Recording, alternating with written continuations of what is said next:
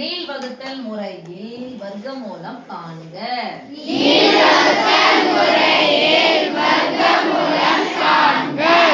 மொத்தம் எத்தனை சம் கொடுத்துருக்காங்க?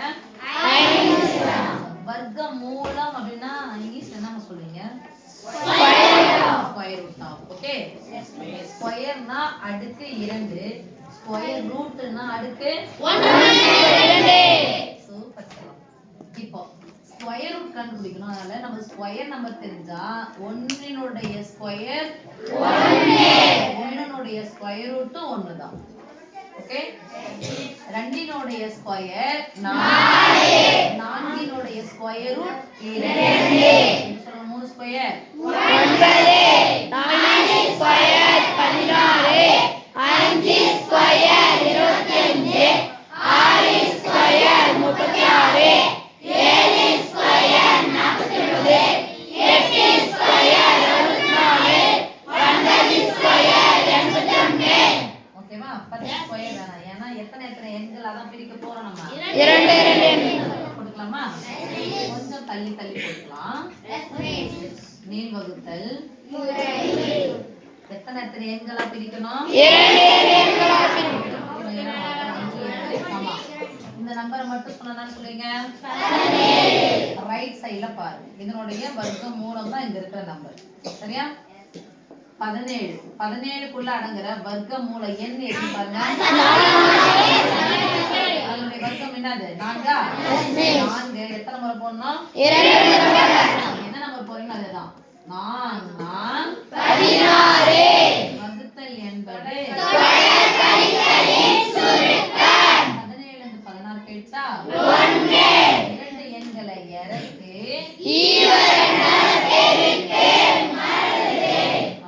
64 இறக்கலாமா? இந்த நம்பரை இறக்கிட்டேன். ஈவரண்டால பெருக்கினா 4 2 8. மறந்துடணும். ஓகேவா? இங்க ஒரு புது நம்பர் போட போறோம். இங்க ஒரு புது நம்பர். என்னது? 164. என்ன நம்பர் போட்டாலும் ஒரே நம்பர் தான் போட போறோம். அப்ப என்ன சொல்லுவோம்? 80 தானே? 1 போட்டா 81, 2 போட்டா 82. அப்ப எத்தனை இது போட்டாலும் ரெண்டாவது இது வரும்போது இங்க 80 10கள்ல தான் வரும்.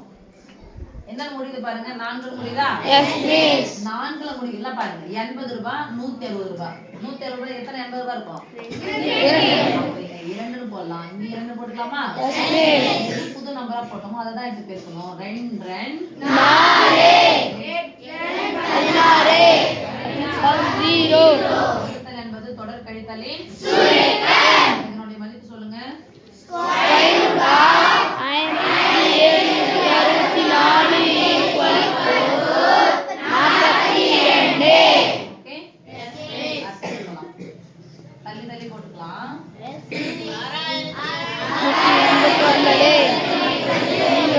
எத்தனை எண்களாக பிரிக்க வேண்டும்? நேரா 68 அடங்கக்கூடிய மிகப்பெரிய வர்க்கம் என்னது? 64 போட்டா இங்கேயும்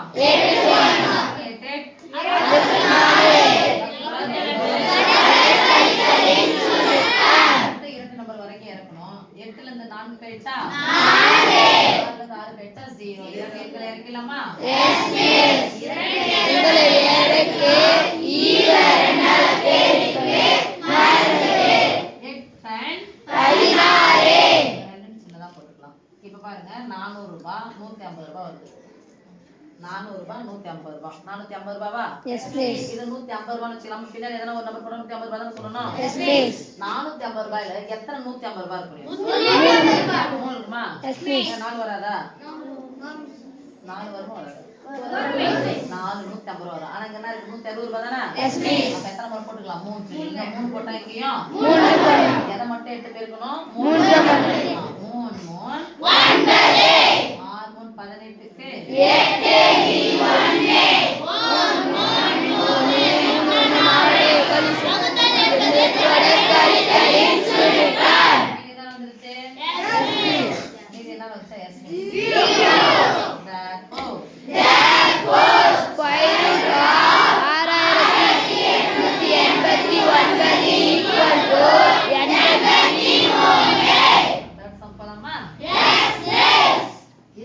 25 ஈஸியா சொல்லி தந்துக்கிறேன்.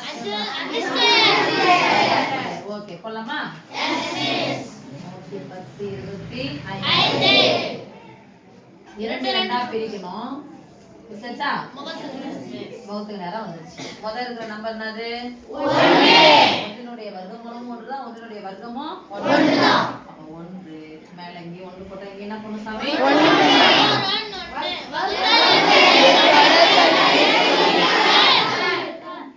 தொடர் கழித்தல் இல்ல மாலாவுக்கு தொடர் கூட்டல்னு சொல்றோம். ரெண்டு நம்பர் இறக்கணும். 12 நம்பர் வரைக்கும் போடணும். சரியா? இறக்கணும். 1ல இருந்து 1 என்ன சாமி? 0.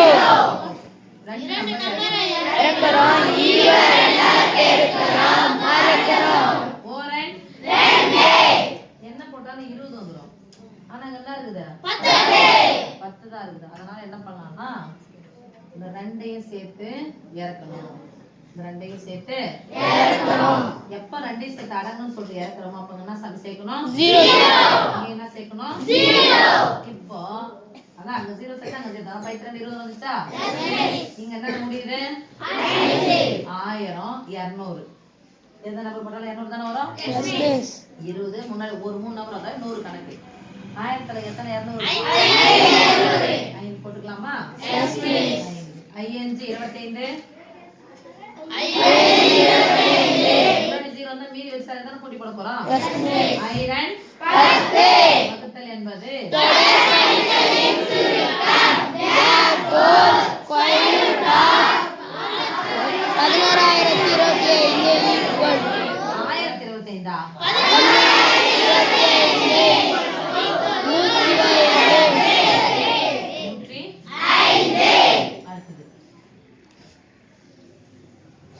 எத்தனை எத்தனை எண்களா பிரிக்கணுமா?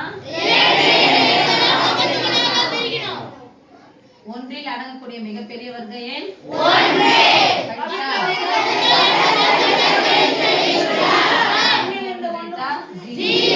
இரண்டு நம்பரை இறக்கு.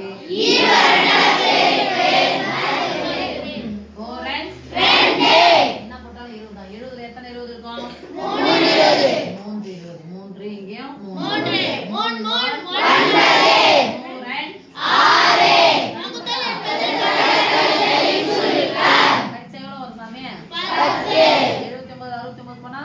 10 இங்க இறக்குறோம். எத்தனை நம்பர் இறக்கணும்? 2 நம்பரை இறக்குறோம். ஈவரண்டால பெருக்குறோம். மறக்குறோம். இப்போ ஏற்கனவே பெருக்கணும் போடுறதுனா 3 6 கேப் ஒண்ணு எனக்கு ஒரு நம்பர் போடுவோம்ல. 4 2 என்ன நம்பர் போட்டாலும் 200 ரூபாய். எத்தனை 200 இருக்கும்? 1000 ரூபாய்ல 5 போடலாமா? கரெக்டான போறோம். 5 போட்டு பார்க்கலாம். ஆனா இங்க 200 இருந்தா பரவாயில்லை. 260 குறைச்சிடலாமா? 4 4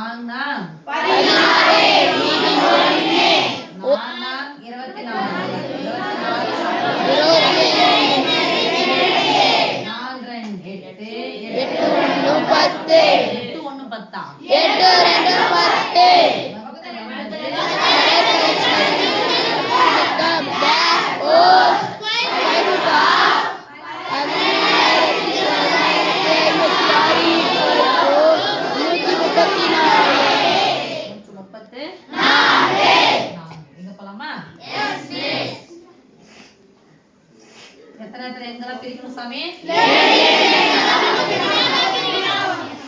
ஆமாவா? முகத்துக்கு நேரா 2 நம்பரா பிரிச்சாச்சு. ரைட்? முதல்ல இருக்கிற நம்பர் சமாவுல 41 அடங்கக்கூடிய மிகப்பெரிய வர்க்கம் என்னது?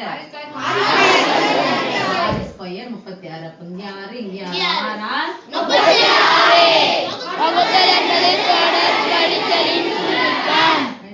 40 ரூபாயில இருந்து 36 ரூபாய் போட்டுரும். 1 ரூபாய் இருக்குது. 5 ரூபாய். 2 நம்பரை இறக்குறேன். 12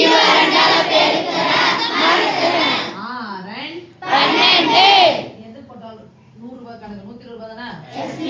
580 ரூபாய் இருக்குது. 500 ரூபாயில எத்தனை 100 ரூபாய் இருக்கும்? 500 ரூபாவா? போட்டு பார்க்கலாம். அங்க 5ன்னு போட்டா 12 5 எவ்வளவு வந்துரும்? 60. அப்ப எத்தனை நம்பர் போடலாம்? 4 4 4 16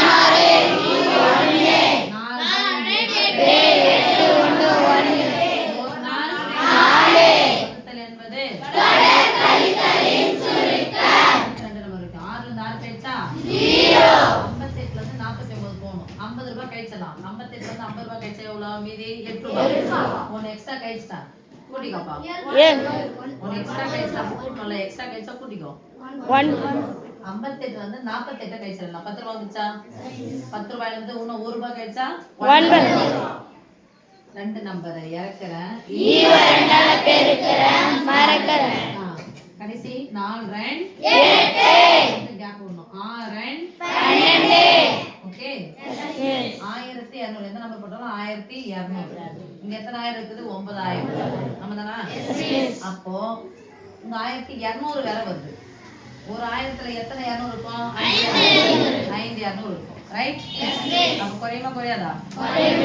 9 முடியக்கூடிய மிகப்பெரிய வர்க்க எண் பாருங்க.